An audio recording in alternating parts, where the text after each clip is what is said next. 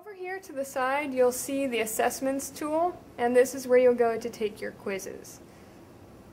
Right now, as you can see, I have a quiz available, so if I want to take this quiz, I'll just click on the title, and I'll click on Begin Assessment, and then the quiz will begin. When you're finished answering all the questions in your quiz, you'll click on Finish, and if you want to submit it, you'll say OK, and you'll be done with it. Sometimes in some of your classes, your quizzes may be graded always instantly the moment that you take them.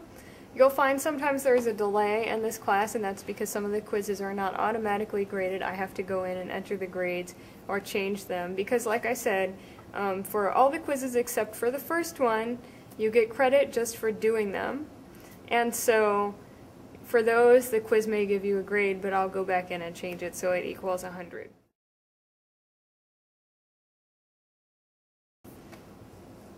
Right under Assessments, you'll see the Assignments tool.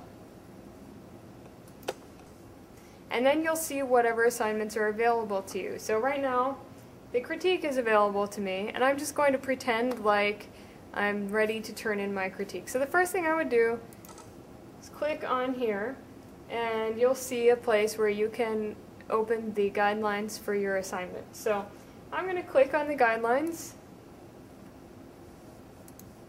and then I will read them, and that will tell me what I'm supposed to do.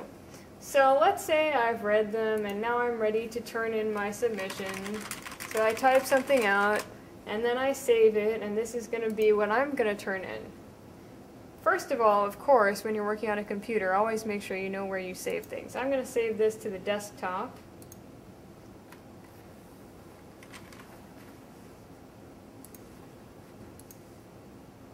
Okay, so now I'm ready to submit my assignment. I saved what I had written and I'm ready to turn it in. Well, actually, if I didn't even want to do that, I could have typed it directly into this box right here. And if I wanted to be really fancy with my formatting, I could have clicked on Enable HTML, and then basically it would be just like I was typing a Word document right into this window. So you can see there, it looks pretty much like Microsoft Word or any other word processing software. So I could just have typed my assignment right in here.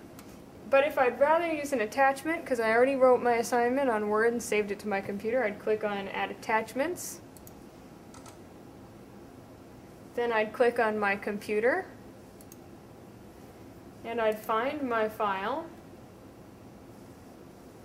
Okay, so I've picked my file, I attached it, and I can see there it is right there. If I wanted to write a comment to the teacher, I could, and then I'd click on Submit. Now if I'm not quite ready to submit it, like say I was writing my assignment up here, and I was in the middle of it and I had to stop, you don't have to submit it yet. You could click on Save as Draft. And then when you go back into your Assignments tab, you'll see it's still there. It says it's in progress. So let's say, you know, it's another day, I'm ready to turn it in now. I go back, I click on it, everything is still there, I click on Submit. And it'll tell me I've submitted it. And now you'll see there are no more assignments in that tab. Let's say it's after the due date and I've graded your assignment.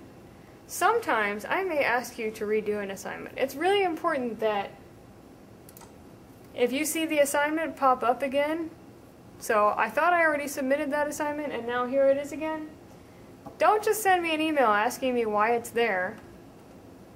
Click on the title, and you'll see my comments. As you can see here, it says it needs to be redone, but I'll let you know if I ever say something to you like that. It'll be a little more helpful and in detail than that. Okay, so in just a minute, then I'll show you what will happen after you've gotten it done and I've finally graded it and I'm not asking you to redo it again. Once I've graded your assignment, you may see that it appears to be gone, but if you click on right here where it says graded, you'll see it there. Now there is a grade there, but usually I also write comments. So you want to click on the title of the assignment, and then you'll see the comments that I've left you.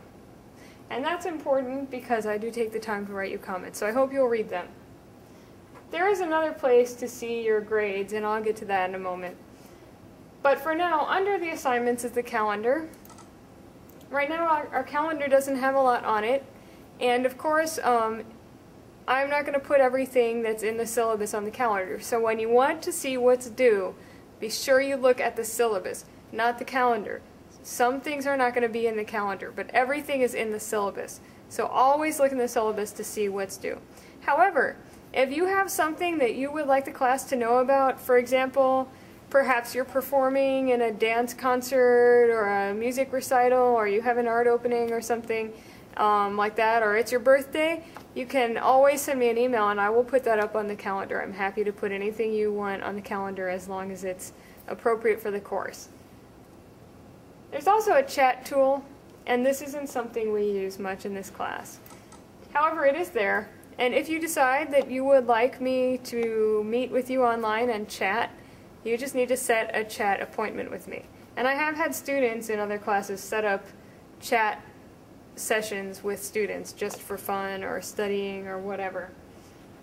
The most important link is this one right here, the Discussions. The Discussions tab is, as I said, probably the most important in the whole class. This is where all of your class discussion will take place. So you will click on the link for Discussions, and then you will see what's available. Right now you just see there's a message in Discussion 1, and that of course will be your topic for the first week. So when you click on it, you'll see right here, usually I'll start the week with something that says Topics, and here you'll see my message to you telling you what you need to discuss this week.